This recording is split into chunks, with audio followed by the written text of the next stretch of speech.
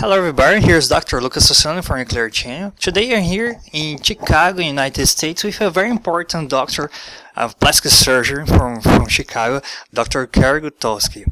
First of all, I would like to thank you for this opportunity to be here. To me as Brazilian, it's very important to have contact with a very important doctor like you. And then we have some questions for the Éclairé channel. And I would like to ask you, doctor, how did you decide to become a plastic surgeon? Sure. Well, thank you for visiting us.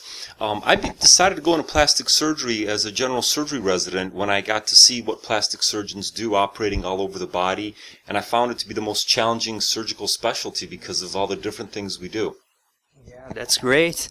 And what's the most common plastic surgery in the United States?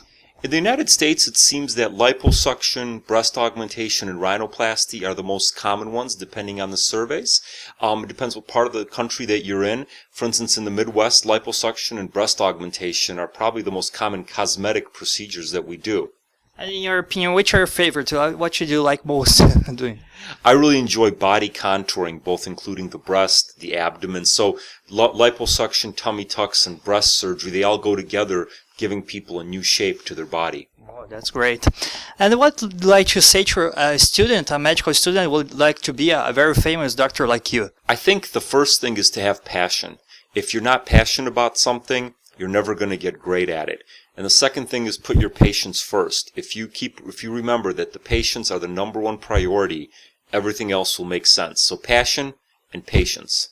And what's your inspiration today? You're a very famous doctor, a great doctor here in the United States. Where do you find some inspiration to continue studying everything? You know, initially my inspiration was other plastic surgeons that I trained with, Dr. Bruce Cunningham, Dr. Rod Rourke, people that made already a mark in our specialty. And now as I've gotten more mature in my practice, my inspiration is really finding out what are the unmet needs. What are patients looking for that no one else can provide? And then you go in and you provide that for them. And how do you see the future of the plastic surgery here in the United States? I think what we've seen over the last 5 years is a shift towards less surgery, less invasive treatments, and more more injections, fillers, lasers, things like that. There's always going to be a role for surgery, but as plastic surgeons, we're going to have to work with dermatologists like yourself, other specialties, to really come up with a comprehensive approach to the future of at least aesthetic care. In reconstructive, we're going to be looking at regenerative medicine, stem cells, more regenerative medicine, less just simple reconstruction. Wow, that's great to future.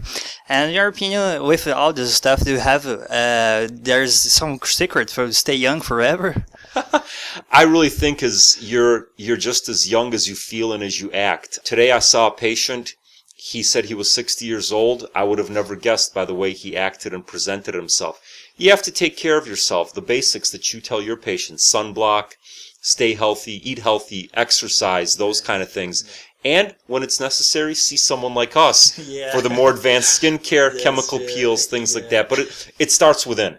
And you have to do the right things, the eating, exercise, lifestyle issues first. Yeah, okay. Thank you very much, doctor. Thank you for this opportunity. Thank you for coming. Yeah, everybody from Brazil, from Éclairé channel, gonna watch you and I'm gonna see your work. I appreciate a lot of all this day, and thank you very much for this opportunity. Okay. Wonderful. Hope to see you soon. Yeah, see you soon. Okay. Bye.